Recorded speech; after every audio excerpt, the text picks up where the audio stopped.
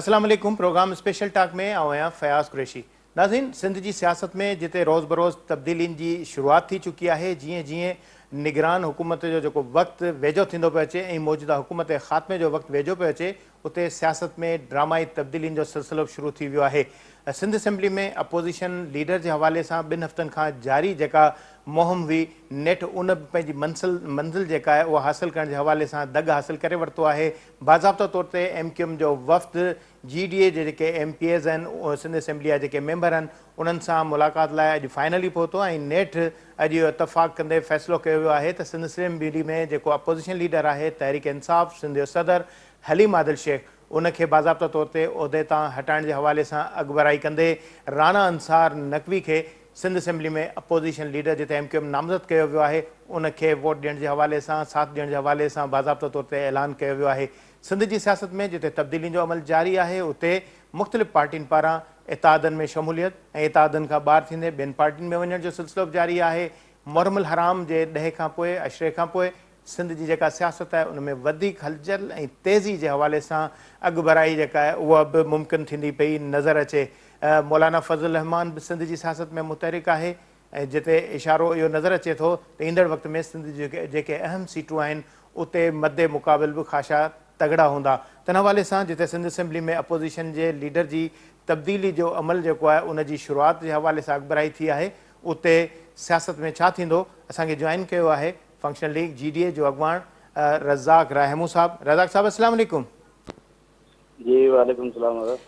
रज़ाक साहब, अॼु बाज़ाब्ता तौर ते GDA ऐं MQM जे विच में, MQM जा जेके MPAs आहिनि उन्हनि जे विच में मुलाक़ात थी है फंक्शनल लीग हाउस ते, ऐं MQM जो वफ़्द फारूक सत्तार, मुस्तफ़ा कमाल, ख्वाजा अज़ारुल हसन ऐं नामज़द जेका अपोज़िशन लीडर है राना अंसार नक़वी, उन्हनि मुलाक़ात कई है। अवां बि मुलाक़ात में शामिल हुआ, सरदार रहीम शामिल हुयो, अहिड़ी तरह सां नंद कुमार ऐं तव्हांजा जेके ॿिया MPAs आहिनि उहे बि मौजूदु हुया। छा ॾिसो था सूरताल अपोज़िशन लीडर जी हिमायत खां पोइ वधीक जेका सिंध में जेका 15 सालनि खां पाकिस्तान पीपल्स पार्टी जी हुकूमत है, उनखे को टफ टाइम ॾियण जे हवाले सां का अॻुभराई जो इम्कान नज़र अचे थो? जी बिल्कुल है। एक अपोजिशन लीडर के हवाले से जो केयरटेकर सेटअप ठहंदो और लीडर ऑफ द अपोजिशन ऐं लीडर ऑफ द हाउस जो रोल हूंदो अग्नि जो, त PTI जे दोस्तनि जो जो कुछ सिस्टम थियो तंहिंखां पोइ उन्हनि जी अटेंडेंस न हुजण जे करे उहो गैप हुयो, हिकिड़ो गैप फिल करण जे लाइ GDA ऐं MQM पाण में मुशावरत सां अॼु असां फाइनल कयो राना अंसारबाजी के लीडर ऑफ द अपोजिशन लाइ। ऐं बाक़ी हाणे जेका जो टेन्यूर इन असेंबली जो पूरो थियण वारो आहे, 15 साल पाकिस्तान पीपल्स पार्टी की गवर्नमेंट रही है, उनमें तव्हां ॾिसो माण्हुनि खे कहिड़ो रिलीफ मिलियो आहे, छा थियो आहे छा न थियो आहे, उहो सिंध जो आवाम अॼु बि दर बदर आहे, माण्हू पंहिंजा बचा विकिणण ते मजबूर आहिनि। त पीपल्स पार्टी खे टफ टाइम ॾियण लाइ जेको सिंध जो जेके बि पार्टीज़ आहिनि उन्हनि खे मुतहद थियणु खपे। ऐं अॻु में 2 ॾींहं अॻु में मौलाना फज़ल रहमान साहब जी बि GDA सरबराह सां राब्तो थियो, उन्हनि जी मुलाक़ात थी, MQM जो वफ़द जी बि मुलाक़ात थी आहे। तो इंशाल्लाह असांजी इहा हिकमत अमली हूंदी त पीपल्स पार्टी के टफ टाइम ॾियण लाइ एंटी पीपल्स पार्टी फोर्सिस खे गॾु थी करे उन्हनि जो मुक़ाबिलो करणु खपे, जीअं हिननि मां सिंध जी आवाम खे आज़ादु कराए सघिजे। अच्छा, रायमू साहब, जहिड़ी रीत ज़ाहिर है पीपल्स पार्टी की हुकूमत के टफ टाइम ॾियण के हवाले से अॻुभराई थी रही है, उते MQM सां ज़ाहिर माज़ी में भी इताद थींदा रहिया आहिनि ऐं ज़ाहिर गुज़िरियल PTI जी हुकूमत के दौरान भी GDA जेको गॾु हुई वफ़ाक़ी हुकूमत सां ऐं इहो सिलसिलो हलंदो रहियो। ज़ाहिर है मरकज़ में हुकूमत जे ख़ात्मे खां पोइ इहो तसलसल ख़त्म थियो, पर MQM सां भी जेका विछोड़ी वारो जेको माहौल नज़र आयो, त ॿीहर हिकिड़ी वेझड़ाई वारी सूरत हाल नज़र आई है। तो समझो था त ईंदड़ वक़्त में चूंडुनि में MQM सां कराची या सखर या नवाबशाह या मीरपुर ख़ास या इन सतह ते इताद मुमकिन है, छाकाणि जो जेकॾहिं ॾिठो वञे त JUI जो जिते वोट है हल्को है, तो MQM जो अहिड़ी तरह सां जेके सिंध जा जेके कराची हैदराबाद खां निकिरी ॿिया जेके शहर आहिनि उन्हनि में भी हिकिड़ो वॾो वोटनि जो जेको हिकिड़ो हल्को मौजूदु आहे। तो समझो था त अहिड़े क़िस्म जो MQM सां इतिहाद मुमकिन है, अहिड़ी वोट जे जेको पीपल्स पार्टी खां दार करण जे हवाले सां कोशिश में अॻुभराई का थींदे नज़र अचे थी? जी बिल्कुल दादा, सॼो इहो असांजो डिस्कशन थियो आहे MQM जे वफ़द सां बि, कल्ह बि असांजा दोस्त गवर्नर साहब सां बि मिलिया आहिनि, उन में बि इहो डिस्कस थियो। तव्हां ॾिसो मीरपुर ख़ास आहे, उमरकोट आहे, सांगड़ आहे, नवाबशाह आहे, सकर आहे, उते MQM जो वोट आहे, हैदराबाद आहे, जिते किथे बि। छो त पीपल्स पार्टी खे फ़ाइदो इहो ई थिए थो, जेको एंटी पीपल्स पार्टी फोर्सिस आहिनि उहे डिवाइडेड रहनि पियो हमेशह, ऐं उहे हर कंहिंजो पंहिंजो अलॻि अलॻि कैंडिडेट बीहे थो, को 5000 खणे थो, को 10,000, को 12,000, को 15,000, तो उहे जॉइंट वोट सां मिलाईंदो सभु त पीपल्स पार्टी खां वधीक थिए थो। ऐं सभु कैंडिडेट बीहण जे करे उहो हिकिड़ो कैंडिडेट विच में पीपल्स पार्टी जो आहे त खटे वेंदो आहे। त इहो सॼो असांजो उन्हनि सां डिस्कशन थी आहे ऐं इनशाला JU आहे फे आहे या PTI पंहिंजो MQM आहे, इन्हनि सां गॾिजी करे हिकिड़े ई प्लेटफॉर्म ते जिते जंहिंजी अक्सरियत आहे उते उहा उनजी सपोर्ट कंदा ऐं इनशाला गॾिजी करे असां इलेक्शन वठंदासीं। अच्छा, हिकिड़े पासे ज़ाहिर आहे GDA जो हिकिड़ो इतिहाद पंहिंजी जॻह ते क़ाइमु करे, ज़ाहिर आहे जहिड़ी तरह सां डॉक्टर सफ़दर अब्बासी इहा ॻाल्हि कई त 15 सालनि खां वाहिद जेको इतिहाद आहे जेको मुसलसिल क़ाइमु आहे, हली रहियो आहे। केतिरा ई माण्हू आया, ज़ाहिर आहे GDA खां अलॻदा बि थिया, ताज़ो गौस बख्श महर ऐं शहरयार महर ज़ाहिर हिकिड़ो वॾो अहम हिसो हुया GDA जो, उन्हनि बि अलॻदगी जे हवाले सां फ़ैसिलो कयो। पर सिंध जो जेको इतलात वारो वज़ीर आहे शर्जील इनाम मेमण, अॼु दावा कई आहे त 80% जेके GDA जा जेके माण्हू आहिनि उहे साणनि राब्ते में आहिनि, केतिरियूं CVयूं जेके आहिनि उहे वटि जमा थियल आहिनि। त अहिड़ी का सम्झो था त वधीक का CV हुकूमत वटि आहे जेके GDA खे तोड़ फोड़ जे हवाले सां को नुक़सान या अहिड़े क़िस्म जो इम्कान नज़र अचे थो? न, आउं त इहो ई चवंदुसि शर्जील मेमण साहिबु शायदि खोखलाहट जो शिकार थी वियो आहे, छो त हीअ 4 ॾींहं आहिनि, हफ़्ते खां जेके एक्टिविटीज़ GDA जो वधियो आहे न उहा आहे त हिननि खे वरी जेको आहे सो परेशानी जे आलम में मुब्तला थी विया आहिनि। उहा पंहिंजे मौलाना फज़ल रहमान साहिबु मर्कज़ में हिननि जो इतादी आहे, उन जो हिते पीर साहब पागारे जी जमायत सां मिलणु या MQM जेको आहे मर्कज़ में हिननि जी इतादी आहे, उन जो GDA सां मिलणु, इहे सभु शयूं जेको आहे सो पीपल्स पार्टी खे जेको आहे सो अलाए शायदि छो खुटकनि पियूं त इहो असांजे लाइ को वार मथो साबित थियनि, उन करे उहे वाइडअप जो शिकार थी विया आहिनि। बाक़ी मेयर साहिब जे करे विया आहिनि, हर कंहिंखे आज़ादी आहे, हर माण्हू पंहिंजे मुस्तक़बिल जो सोचे फ़ैसिलो कंदो आहे। पर मुंहिंजे ख़्याल में त अहिड़ी अञा कोई बि न आहे जो कोई चवंदा त 80% CVs असां वटि पिया आहिनि जेके अचण लाइ तयारु आहिनि। इहो आउं नथो सम्झां त को माण्हू हाणे तयारु हूंदो या हिननि लाइ वञण लाइ तयारु हूंदो। हाणे त हिननि जो पंहिंजो 15 सालनि में जेकर हिननि जी अहिड़ी बहितर कारकर्दगी हुजे हा त साम्हूं को शायदि फार्म न रखिया इहा पोज़ीशन हुजे हा, पर 15 सालनि में इहो छा हिननि ॾिनो आहे, छा हिननि जा पंहिंजा अकाउंट भरिया आहिनि ऐं आवाम खे छा मिलियो आहे, उहो हिननि जो पंहिंजो ज़मीर हिननि खे ॿुधाईंदो छा कयो। अच्छा रज़ाक साहब, जहिड़ी रीति ज़ाहिर आहे इताद में अकबराई थिए पई त अहिड़ी तरह सां जेकॾहिं ॾिठो वञे त गुज़िरियल ॾींहुं मौलाना फज़ल रहमान बि कराची आयो, उनजी यूनुस साईं सां मुलाक़ात थी आहे, इन हवाले सां का अकबराई का साम्हूं आई आहे। इशारो इहो कयो पियो थो वञे त JU आहे जेका आहे उहा पीपल्स पार्टी खां नाराज़ आहे, PDM इतिहाद में उन्हनि सां वेसागाती कई आहे। ख़ासि तौर ते लाड़काणे जे पासे जेका निशानदेही कई पई थी वञे त पाकिस्तान पीपल्स पार्टी जे चेयरमैन खे लाड़काणे में टफ टाइम ॾियण जे हवाले सां बि GDA सां जेको इतिहाद करण जे हवाले सां अकबराई थियण जी का सूरताल नज़र अचे पई। त अहिड़े क़िस्म जी का सूरताल आहे जो बिलावल भुट्टो ज़रदारी जे साम्हूं बि GDA मज़बूत जेको उम्मीदवार बीहारण पई वञे, चयो थो वञे त JU आहे जो तमामु घणो लाड़काणे में वोट आहे या पीपल्स पार्टी जो जेको वोट आहे उहो घटि थियो आहे। त अहिड़े क़िस्म जी जेका सूरताल ज़ाहिर माज़ी में लियारी में बिलावल भुट्टो खे बि हारायो वियो, अहिड़ी तरह सां लाड़काणे में बि अहिड़े ई क़िस्म जी पोज़ीशन नज़र आई हुई। त हिन वक़्तु छा था सम्झो त अहिड़े क़िस्म जी का पोज़ीशन आहे बिलावल भुट्टो खे टफ टाइम ॾियण जे हवाले सां अकबराई का नज़र अचे थी? बिल्कुलु बिल्कुलु, तव्हां ॾिसो 2018 जी इलेक्शन जी रिज़ल्ट तव्हांजे अॻियां पई आहे। राशिद महमूद सोमरो MNA ते हुयो, असांजो मौज़म अब्बास साहिबु हेठि MK ते बीठो हुयो। तव्हां ॾिसो राशिद महमूद सोमरो बि इलेक्शन खटियल हुयो, हिननि 3 ॾींहं खां पोइ हुनजो रिज़ल्ट अनाउंस कयो आहे। जमियत जो वोट हुते बाक़ाइदा लाड़काना डिवीज़न सॼी में आहे। तव्हां ॾिसो अॻे बि जेको आहे 2002 में इहो आबिद सुंदराणी जमियत जे टिकट ते बाक़ाइदा खटी आयो हुयो ऐं जमियत जो वोट शिकारपुर, जैकबाबाद, लाड़काणो ऐं हिते ठीकु ठाक नमूने सां हिननि जो वोट आहे। ऐं सिंध जे हर हल्के में आउं चवंदुसि 5000, 2000, 4000 किथे किथे वोट आहे। ऐं GDA जो ऐं जमियत जो जेकॾहिं अलायंस ठहे थो त इहो वधि में वधि नुक़सानकार पीपल्स पार्टी लाइ साबित थींदो। अॻे बि बिलावल साहिब जी पंहिंजी सीट बि जेको आहे हिननि कीअं खटी 2018 जी उहा, त इनशाला हिन दफ़े बि GDA जो जेको आहे जमियत सां अलायंस थींदो ऐं साॻियो ई रिज़ल्टूं तव्हां वरी ॾिसंदो त कहिड़े नमूने सां मुक़ाबिला थींदा या कीअं थो थिए। अच्छा रज़ाक साहब, जहिड़ी रीति ज़ाहिर आहे हाणे GDA ऐं जमात जे इतिहाद जे हवाले सां जिते अकबराई नज़र पई थी अचे उते इहो इशारो कयो पियो थो वञे महरम खां पोइ वधीक जेके पार्टियूं जेके आहिनि सिंध में जेके अपोज़िशन पार्टियूं आहिनि उन्हनि जे इतिहाद जे हवाले सां को जेको इजलास आहे उहो कयो पियो थो वञे। छा अहिड़े क़िस्म जी का सूरताल आहे, को नओं को इतिहाद जोड़ण जे हवाले सां या GDA जे ख़ात्मे जे हवाले सां का अहिड़ी सूरताल साम्हूं अचे थी? तव्हां ॾिसो न छो त हाणे इलेक्शन जी वेझो अचे पियो, हिकिड़ो त अञा ताईं कंफ्यूजन आहे त इलेक्शन कराइनि नथा कराइनि, छा आहे छा न। पीपल्स पार्टी चाहे थी टाइम ते इलेक्शन थिए, नॉन लीग नथी चाहे त इलेक्शन हींअर थिए, छो त जेको उन्हनि खे अञा पंहिंजा ख़ुदशात आहिनि पंजाब में, KP में, उन्हनि जाइनि ते त अञा ॾिसी अॻियां ठाधो अमल थिए। GDA बाक़ाइदा मैदान में ईंदी, छो त इंटीरियर में तव्हां ॾिसो जेकॾहिं पीपल्स पार्टी जो मुक़ाबिलो आहे त GDA सां आहे, ॿी त कोई पार्टी न आहे। ऐं 2018 में बि जेको आहे टॉप ते GDA हुई ऐं इनशाला हिन दफ़े बि मुक़ाबिलो पीपल्स पार्टी जो GDA कंदी ऐं इनशाला स्वीप कंदी GDA सिंध में, छो त पीपल्स पार्टी जी कारकर्दगी 15 सालनि में ॿोॾ जी सूरत हाल हुजे या महांगाई हुजे या गुरबत हुजे, जॾहिं 2600 रुपया पाण अटो हुयो, पर साॻी असांजे दोस्तनि एहतियात बि कयो, ट्रैक्टर ट्रालनि ते चढ़ी सीटियूं बि वॼायूं, त महांगाई थी वई, महांगाई थी वई, हाई घोड़ा अॼु 6000 रुपया पाण अटो थियो आहे, 160 रुपया किलो खंड थी आहे, दाल किथे पहुती आहे, ग़रीब माण्हू मिसकिन माण्हू आहे, उनखे गिह अटो चांवर दाल इहे ई थो खपनि, हुननि खे को इंट्रस्ट न आहे त पावर में केरु आहे छा आहे, उन्हनि जे लाइ हिननि कहिड़ो रिलीफ ॾिनो आहे। त अॼु बि सिंध जो माण्हू पंहिंजा बचाए विकिणण ते मजबूर आहे, हिननि खे बददुआऊं ॾेई रहियो आहे। त 15 सालनि में हिननि सिंध खे तबाह ऐं बर्बाद करे छॾियो आहे, ऐं आम ऐं मिसकिन ऐं ग़रीब माण्हुनि जी नज़र GDA में आहे, त इनशाला GDA जेको आहे सर्वाइव कंदी, हिननि जो ठीक ठाक नमूने सां मुक़ाबिलो कंदी। अच्छा रज़ाक साहब, आख़िरी सवाल आहे तव्हां सां त MQM हमेशह इहो नारो हणंदी रही आहे त जेको सिंध खे वॾेरनि जागीरदारनि सरमाएदारनि इन क़िस्म जे माण्हुनि जेको तबाह कयो आहे, ऐं जेको शहरी जेको आहे उहो ख़ासि तौर ते कराची जो वोट हुजे या हैदराबाद हुजे, उनखे उहो काउंट कंदे इल्ज़ाम हणंदा आहिनि त वॾेरनि ऐं जागीरदारनि जिते सिंध खे तबाह कयो आहे, त GDA में जेके तक़रीबन माण्हू वेठल आहिनि, सम्झो था त उहे सभु मिडिल क्लास जा माण्हू आहिनि, या MQM पंहिंजे हुन पुराणे नारे तां हथु खणी वई आहे जंहिंसां GDA ऐं MQM पाण में हिन वक़्तु अलाई थिया आहिनि? बिल्कुलु, असां MQM सां दोस्तनि सां जेका मुलाक़ात थी हुन में क्लियर मौक़िफ़ रखियो आहे त तव्हां जेको बिठो मयार न रखो, तव्हां सूबे जी ॻाल्हि करियो था या ॿी करियो था, इहे ॻाल्हियूं जेको आहे सिंध जो आवाम कॾहिं बि बर्दाश्त न कंदो। असां बि तव्हांजी सपोर्ट इन ई जेको आहे सो बाक़ाइदा कमिटमेंट कंदासीं। तव्हां जेको इहो बार बार ॻाल्हि कंदा, सिंध को ईअं न आहे जो बम्बई बेकरी जो केक आहे कटे ऐं तव्हांखे तकलीफ़ करे। सिंध जो आवाम कॾहिं बि बंटवारो न चाहींदो,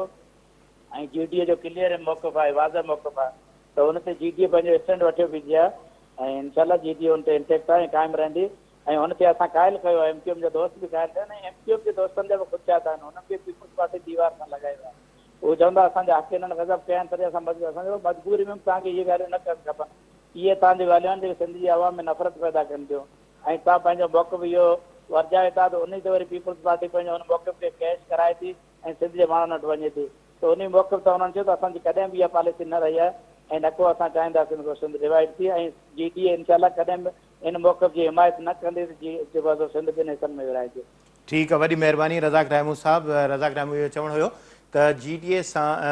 MQM जो जेको अॻिभराई वारो जेको सिलसिलो थियो आहे, उते उन्हनि पारां इहो वाज़े मौक़िफ़ रखियो वियो आहे त ॿिटो मौक़िफ़ रखण जे बजाए हिकु मौक़िफ़ हुजणु खपे, ऐं सिंध जे जेके विरांङे जे हवाले सां या सिंध जी वैधानियत जे हवाले सां जेकॾहिं अहिड़े क़िस्म जी ॻाल्हि थींदी त उन्हनि ते उन्हनि शदीद एतिराज़ कया आहिनि, ऐं हिकु मौक़िफ़ रखण जे हवाले सां मुतालबो बि कयो आहे। ॾिसजे त इहो मौक़िफ़ केसीं ताईं हले थो। MQM पंहिंजे हिन जेका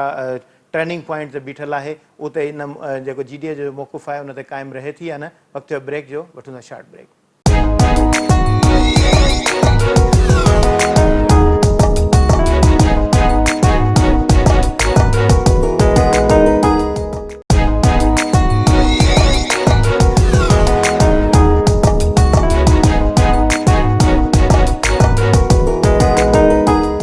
वेलकम बैक। जहिड़ी रीति जीअं जीअं हुकूमत मुदत जा ॾींहं पूरा थींदा पिया था वञनि, निगरान सेटअप जे हवाले सां ॻाल्हियूं अफ़वाहूं ऐं अहिड़े मामलनि जे हवाले सां काफ़ी जेको सोशल मीडिया हुजे या प्रिंट तोड़े इलेक्ट्रॉनिक मीडिया,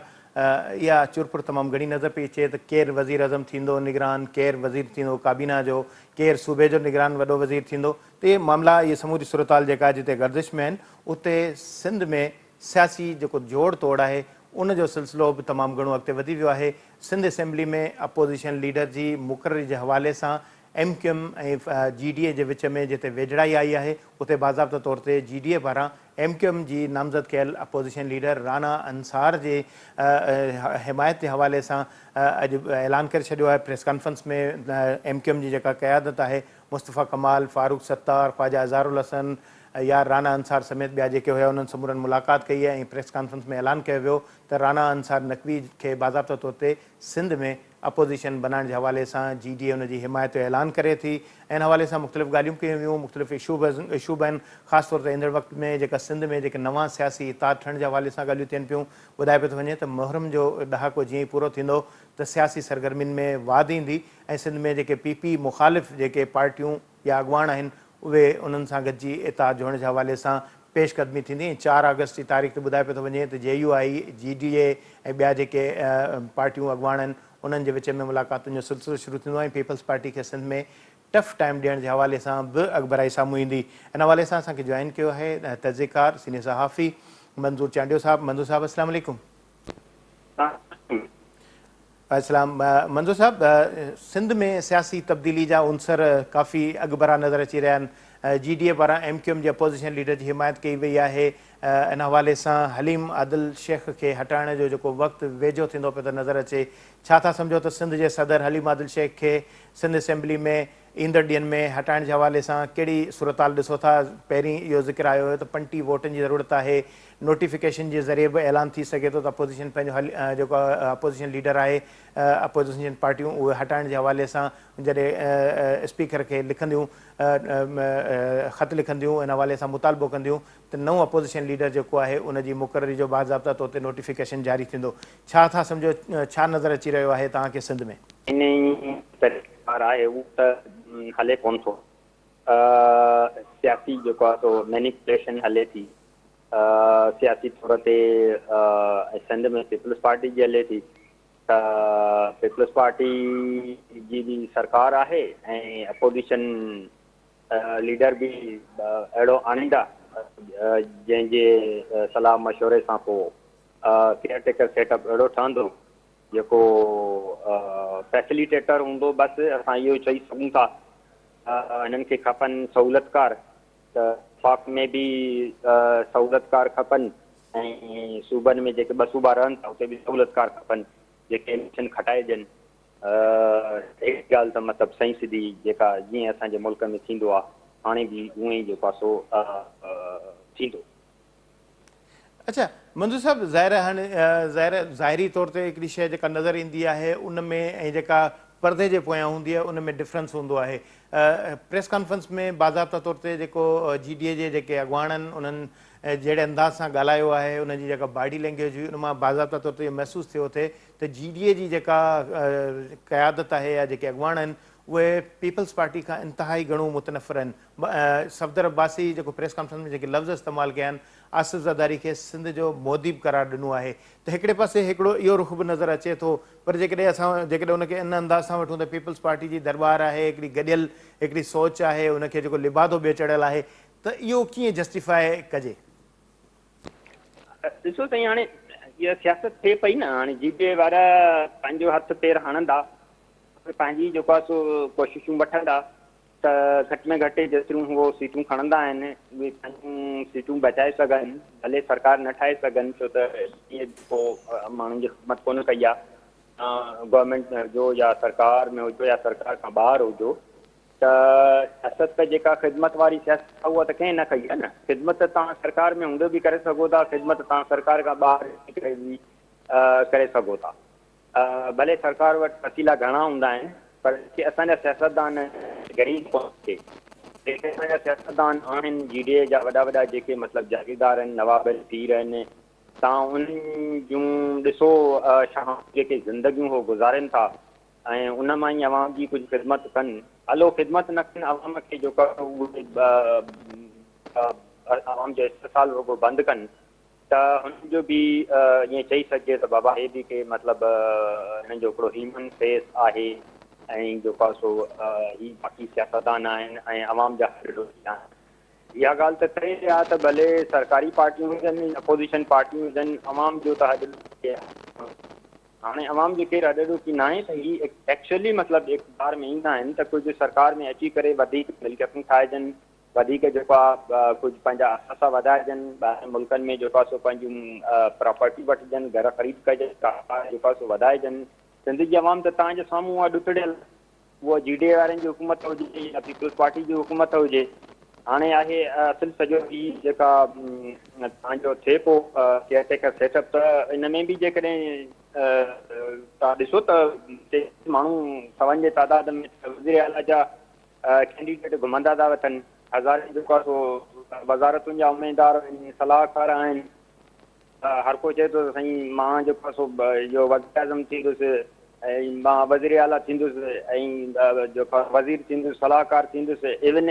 रोज़ाने जो बुनियाद ते असांखे माण्हू मिलनि था साईं, बसि रुगो प्रमोशन पंहिंजो कनि था, मीडिया में ख़बरूं ॾेखारनि था, वरी असांजी मीडिया वारा उहो ख़बरूं ॾेई बि छॾनि त साईं फलाणो माण्हू हाणे वज़ीर आज़म थो थिए, हीअ जेको डार खे 2-3 ॾींहं मथे ते खयूं वेठा हुया, पोइ जॾहिं डिनाए कयो त वाकई हिनजे नाले ते त एग्री कयो कोन्हे को वज़ीर कीअं थींदो, इहो माना फ्लोट कयो वियो त ॾिसजे सही त जेका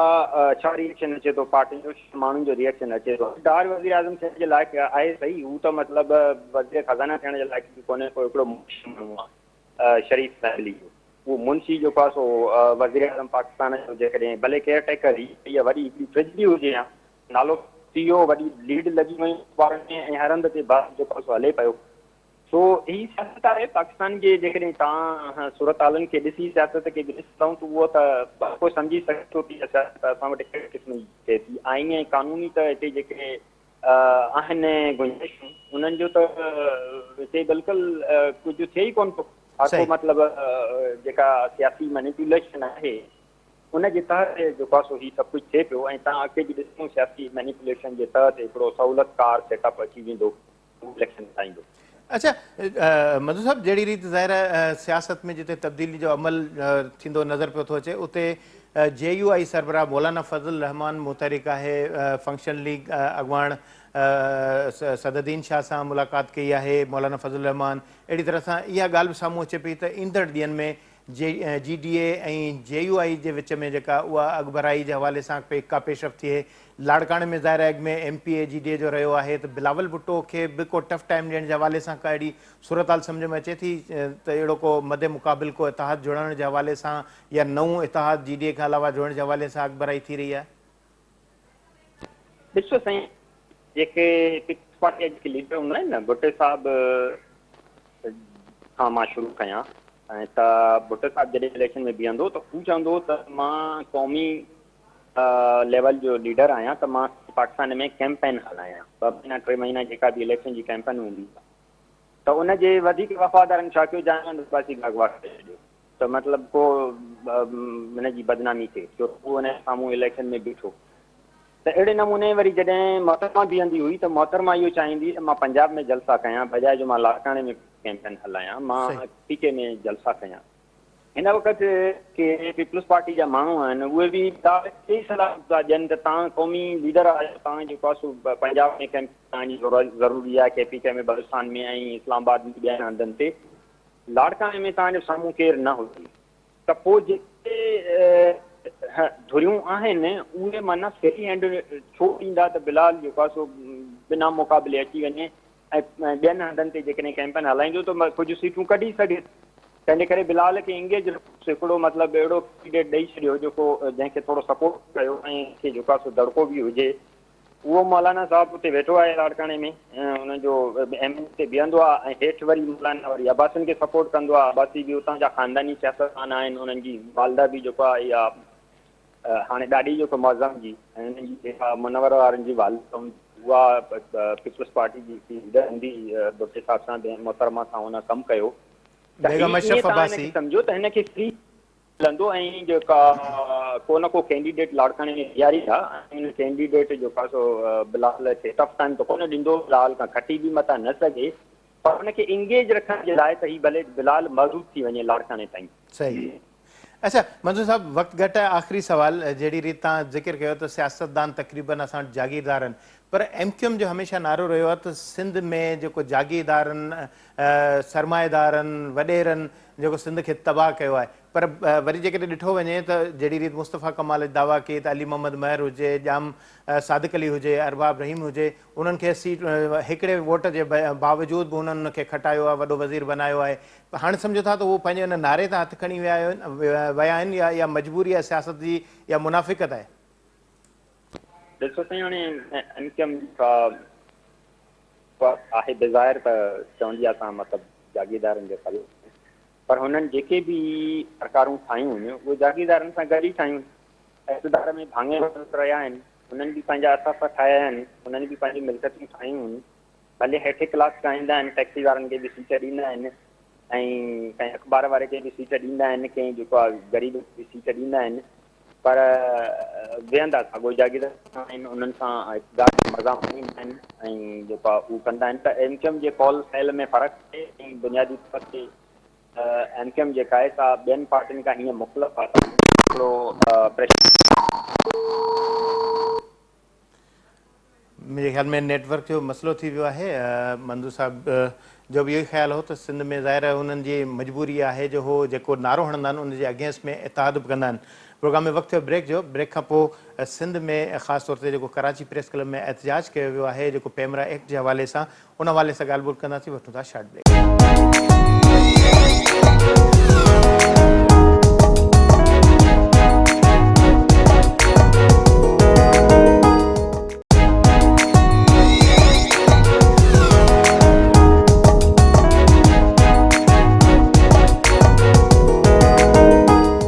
वेलकम बैक। जहिड़ी रीति ॻाल्हि कईसीं त पेमरा तरमीमी आर्डीनेंस वफ़ाक़ी हुकूमत पारां जारी कयो वियो आहे। ज़ाहिर तरमीमी आर्डीनेंस जारी कंदड़ हुकूमत जिते पंहिंजे आर्डीनेंस खे बहितर सम्झंदी आहे उन जे हवाले सां तारीफ़ूं बि कंदी आहे। तन हवाले सां जिते हुकूमत पारां पेमरा तरमीमी आर्डीनेंस जारी कंदे सहाफ़त जी आज़ादी में हिकिड़ो सुठो सोण करार ॾिनो त उन जी मुखालफ़त में कराची में एहतजाज बि थियो आहे। इन हवाले सां कराची प्रेस क्लब पारां बाज़ाब्तो तौर ते हिकिड़ो इजलास कोठायो वियो जंहिंमें PFU जे बरना दस्तूर KU जे समूरी जेके तंज़ीमूं आहिनि उन्हनि खे पाण सां गॾु खणी इन हवाले सां इजलास में जेको पेमरा तरमीमी आर्डीनेंस आहे उन ते एतिराज़ वारिया आहिनि ऐं उनखे सहाफ़त ते कारो वार करार ॾिनो आहे। इन हवाले सां जिते इजलास बि थियो आहे उनजी सख़्तु मुखालफ़त करण जो फ़ैसिलो बि थियो आहे। असांखे जॉइन कयो आहे कराची प्रेस क्लब जे सदर सईद सरबाज़ी साहब। सईद साहब अस्सलाम वालेकुम। वालेकुम अस्सलाम। सईद साहब, ये वफाकी हुकूमत की जानिब से पेमरा तरमीमी आर्डीनेंस जारी किया गया है, शदीद मुखालफत की गई है, कराची प्रेस क्लब में इजलास किया गया है। क्या ऐसी बातें हैं जो वफाकी हुकूमत ने सहाफ़ियों की मुखालफत में की हैं जिसकी बिना पर मुखालफत की जा रही है? हालांकि ये कहा जा रहा है कि हमने तो बहुत अच्छा एक तरमीमी आर्डीनेंस जारी किया है, माजी की हुकूमतों ने तो इदारे बंद कर दिए थे, सहाफ़ियों को जो है गोलियां मारी गई थी, इस तरह के सहाफ़ियों के साथ जो ज़्यादतियाँ की गई थी, तो क्यों मुखालफत की जा रही है? अब तो हेल्थ इंश्योरेंस के हवाले से भी वफाकी हुकूमत ने इकदाम किए हैं। जी बिल्कुल। कल जो है हमारी कराची प्रेस क्लब में एक हंगामी मीटिंग हुई है जिसमें तमाम हमारे union Pakistan federal union of journalist के फैक्शंस KUJ और सीनियर जो जर्नलिस्ट थे और कराची प्रेस क्लब के मैंने सदारत की थी, उसमें हमने इसको आउटराइटली जो है इस बिल को रिजेक्ट किया है। उसकी बुनियादी वजूहत, सबसे पहली जो वजह है वो ये है कि वो किसी स्टेक होल्डर से भी उन्होंने रुजू नहीं किया, सिवाय एक PFUJ का नाम लिया, लेकिन उस PFUJ के भी लोग हमारे पास मौजूद थे और उन्होंने कहा कि इसमें कुछ चीजें हमने सिर्फ ड्राफ्ट पेमरा जो है पेमरा को रिकॉन्स्टिट्यूट किया जाए और ये जो है पार्लियामेंट के जरिए और जो पार्लियामेंट्री पैनल का कमेटी है उस 6 मेंबर कमेटी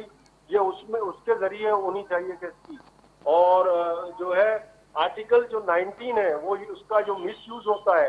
उसमें जो हमारे इदारे भी शामिल हैं और उसमें हुकूमतें भी शामिल होती हैं, तो हम समझते हैं कि ये जो एक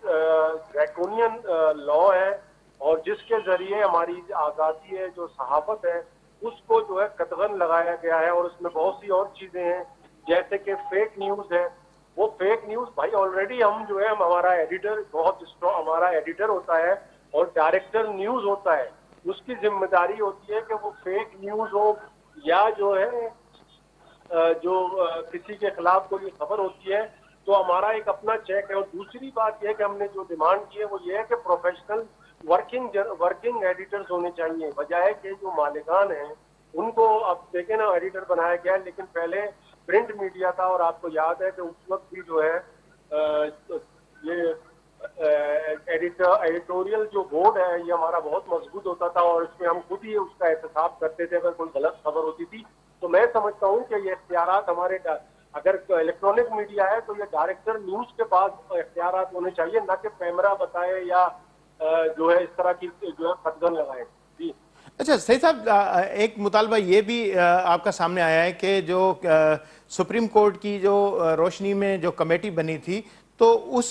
रिपोर्ट की रोशनी में जो है इस पेमरा का जो कानून है उसे नए सिरे से बनाया जाए, तो सुप्रीम कोर्ट की उस हवाले से थोड़ा वजाहत करेंगे कि क्या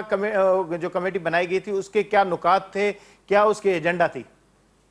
ये किताब है पूरी, इसकी पूरी डिटेल अगर मैं जाऊंगा तो वक्त नहीं है। जस्टिस नासिर असलम जायद और जावेद जब्बार साहब थे, तो ये वो कमेटी जो बनी थी ना उसमें जो पेमरा के चीफ का जो था ना, वो उसमें क्लियर डायरेक्शन थी कि भाई ये जो है पार्लियामेंट्री कमेटी 6 मेंबर कमेटी होगी और ये उसको नॉमिनेट करेंगे। अच्छा हेलो, जी जी जी बिल्कुल आ रही है आपकी आवाज़। जी जी आवाज आ रही है। तो अच्छा, ये फयाज मसला ये है ना कि ये जो आपने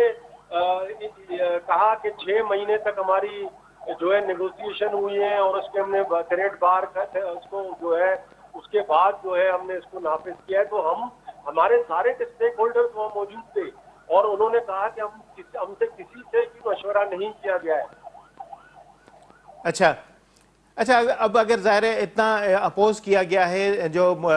यूनियंस हैं उन्होंने भी मुखालफत की है, प्रेस क्लब भी मुखालफत कर रही है, इसके बावजूद भी वफाकी हुकूमत अगर ये मुतालबात नहीं मानती है तो क्या एहतजाज का रास्ता अख्तियार किया जाएगा जब तक कि हुकूमत इस आर्डीनेंस या इस बिल को जो है वापस ना ले? जी, हम बिल्कुल एहतजाज करेंगे और हम इस पे देखें, हमारी इतलात के मुताबिक नफीसा शाह भी मौजूद थी और नफीसा शाह के रिकमेंडेशन को भी इन्होंने जो है वो उसको नहीं माना है। तो हम सबसे पहले तो हम इसमें जिस तरह आपने कहा कि हम तो सबसे पहले जो है अपने तमाम प्रेस क्लब जो है हमारे, उनको हम ऑन बोर्ड लेंगे और फिर हमारे जो यूनियंस हैं उसमें उनको ऑन बोर्ड लेके एक मुश्तरका लाएअमल बनाएंगे और तमाम पॉलिटिकल पार्टी, चाहे वो अपोजिशन में हो चाहे वो हुकूमत में अलाइज हो, उन सब के साथ हम मिल के एक मुश्तरका लाएअमल बनाएंगे और जिसमें मुख्तलिफ चीज़ें हैं जो है, उसमें ऑल पार्टीज जो है कॉन्फ्रेंस भी होगी, उसमें राउंड टेबल भी होगी और प्रोटेस्ट भी होगा। ठीक है, बहुत बहुत शुक्रिया सईद सरबाज़ी। चवण हुयो त हुकूमत पारां जेको तरमीमी पेमरा आर्डीनेंस जेको जारी कयो वियो आहे उन जे हवाले सां न सिर्फ़ु अपोज़ कयो वेंदो बल्कि समूरी जेके सहाफ़ती यूनियन हुजनि या प्रेस क्लब हुजनि, हुकूमती पार्टी हुजनि या अपोजिशन पार्टियूं, समूरनि सां गॾिजी राउंड टेबल डिस्कशन कयो वेंदो। गोल मेज़ जेका कॉन्फ्रेंस आहे उहा बि क़ाइमु कई वेंदी ऐं गॾोगॾु एहतजाज जो जेको रस्तो आहे उहो अख़्तियार कयो वेंदो जेसीं ताईं हिन कानून खे रद्द नथो कयो वञे, छाकाणि जो चूंडियल जेके सहाफ़ी नुमाइंदा आहिनि उहे सम्झनि था त हीउ कानून कारो कानून आहे ऐं ड्रैकोनियन कानून आहे, इन खे रद्द थियणु घुरिजे। ॾिसजे त इहा जिदोजहद केसि ताईं थी अॻिते हले। प्रोग्राम जो वक़्तु पुॼाणी ते पहुतो, इजाज़त ॾींदा, अला भाई।